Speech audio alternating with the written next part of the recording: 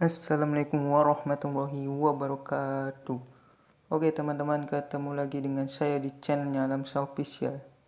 Jadi di video kali ini saya akan memberikan sebuah tutorial, yaitu cara membuat atau menambahkan color effect grading pada video menggunakan aplikasi KineMaster. Apa itu color grading? Dalam proses mengedit film, color grading adalah bagian penting dari prosesnya. Bahkan bukan hanya film. Sekarang ini semua orang menggunakan color grading untuk memberikan sentuhan warna yang sesuai dengan mode dari videonya.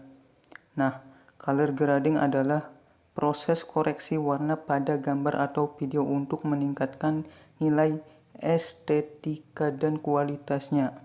Color grading digunakan lebih dari sekedar pewarnaan gambar. Color grading ini sesuai dengan alur tema, isi cerita, dan hal-hal lain yang dapat memengaruhi suasana dalam film tersebut. Oke, bagaimana caranya? Tonton terus videonya sampai akhir.